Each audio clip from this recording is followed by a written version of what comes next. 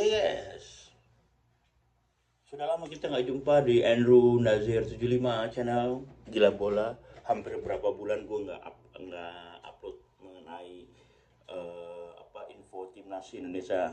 Tapi sekarang gue bakal mengipoin timnas Indonesia dengan masuknya Dean James, Joey, sama Emil. Kalau menurut gue, dari tiga pemain ini yang sudah masuk, kita harus paling tidak 1 poin di Australia. Mungkin bakalan kita bisa 3 poin. Kenapa? Karena gue bilang tanya nih, kalau di tengah udah ada Joey, ya kan? Joey depannya Tom Haye atau sama Eva Jenner di depan, Joey di belakang kan.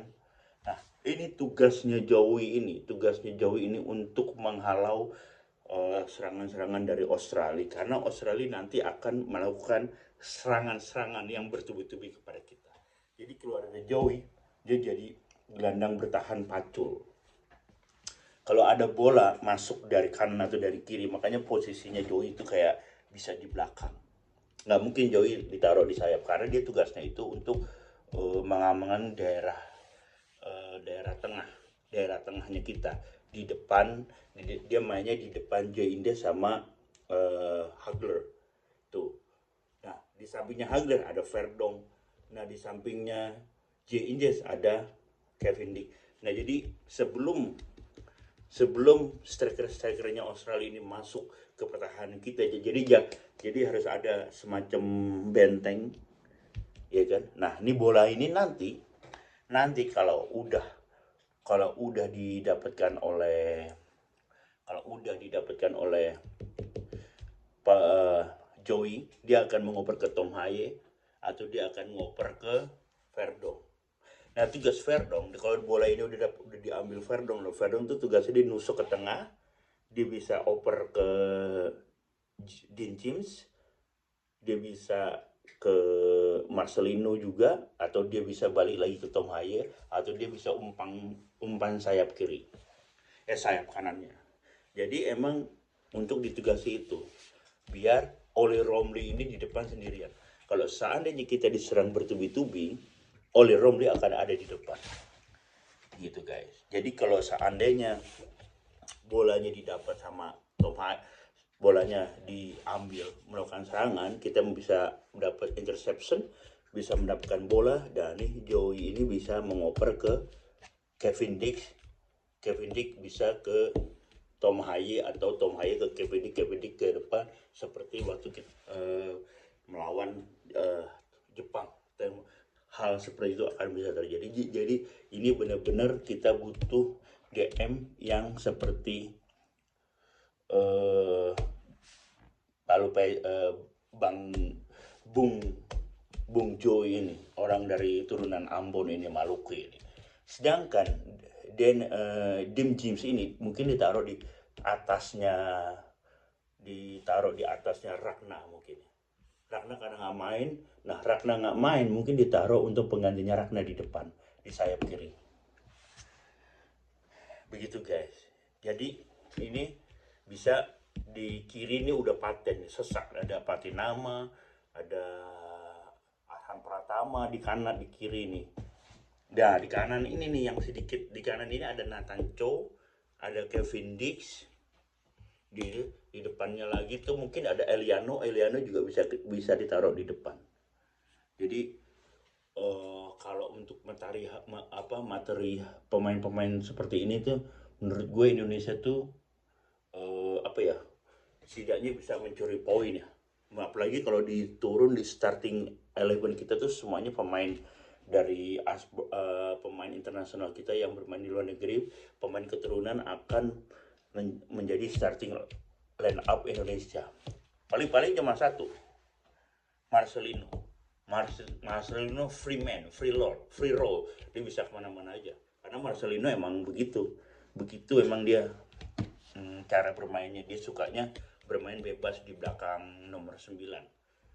Dia free roll, dia mainnya kemana-mana bebas, itu aja gue bilang.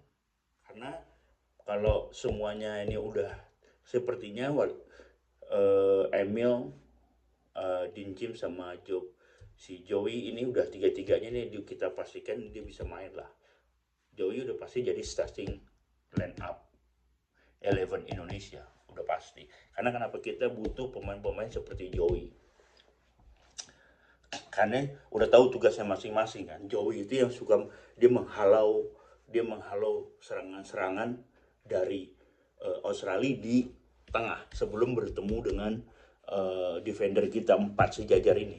Kalau 4 sejajar, jadi jangan sampai langsung ketemu sama J sama Hagler. Jadi kalau langsung ketemu J sama Hagler itu 4-4 langsung ketemu kan langsung hadapan ya. Kalau bisa lewat kan langsung ketemu kiper gitu ya. Tapi kalau misalnya ada J di situ, mungkin di depannya ada Iva Gender juga mungkin kuat, atau Nathan Chow di tengah ya kan. Jadi setidaknya tuh ada benteng pertama, ada benteng kedua, terakhir kiper. Nah kalau bola ini lepas menurut gue mereka, misalnya bola ini diambil sama Joey, bisa direbut, dia akan dioper ke sebelah kiri atau mostly sebelah kiri lah. Sebelah kiri pasti kita nyerang lewat kiri terus. Lewat kiri pasti dia bisa kasih ke Verdong musuk ke tengah. Nah di tengah itu bisa dia kasih ke Tom Haye atau dia kasih langsung ke sayap ke kiri kanan luar kita, Dean James. Gitu guys. Mungkin Rafael juga di situ bisa ditaruh, atau Rafael di depan, antara Rafael dan James itulah bisa ditaruh di situ. Makanya nah dia tinggal cross ke tengah, ada oleh Romley dan bisa kejadian gol. Begitu juga kalau dari kiri dia bisa dikasih ke Kevin Dick bisa kasih Tom Haye bisa naik juga ya kan, bisa naik juga, Sandy Walsh bisa naik, Nathan Chow. Nah di situ mereka akan crossing bola atau umpan lambung, seperti itulah kira-kira guys. Jadi menurut gue ini adalah materi yang sangat bagus untuk menghadapi Australia.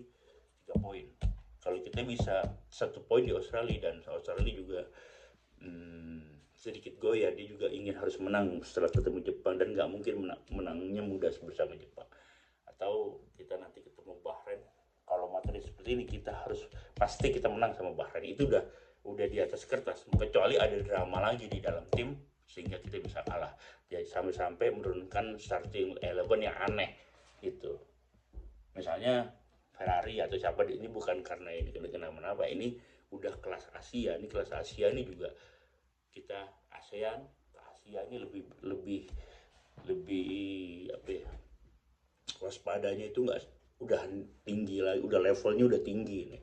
Jadi nggak boleh lengah sedikit pun, dan nggak boleh lengah setiap menit. Sebelum peluit tanda berakhir kita di ruang ganti, itu baru selesai pertandingan. Jangan sampai terulang hal-hal yang seperti di Bahrain.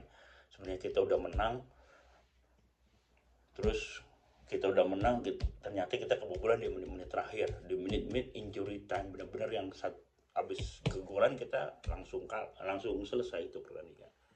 Jadi kita harus fokus pertandingan sampai menit-menit terakhir. Meskipun kita udah menang 3-0, atau kita menang 2-0, kita harus fokus.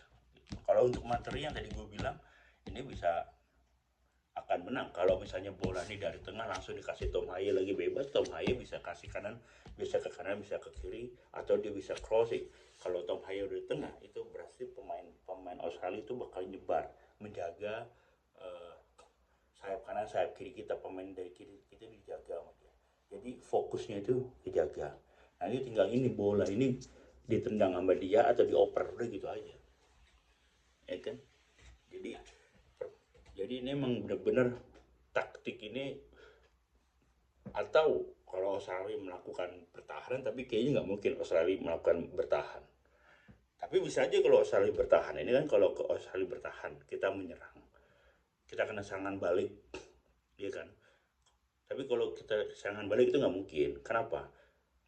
Jadi cukuplah 5 orang di depan, kitanya aja yang di belakang ini ada 3 ini, J India sama Max Hagler, Kevin Dick ini. Kevin Dick paling yang naik, tinggal 2 orang ini. Tapi kalau nggak mungkin tendangan jauh terus akhirnya 5 lawan 3 itu ya nggak mungkin. mungkin paling 2 lawan 2, 1 lawan 2. Jadi kedep naik semua, tapi 2 ini jangan sampai terlalu jauh meninggalkan daerah pertahanan. Udah gitu aja guys.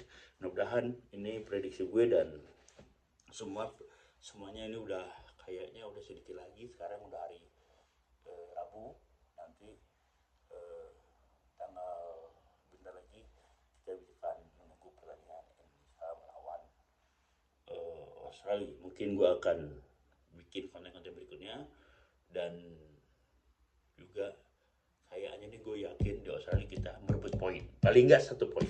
Oke, thank you, bye bye.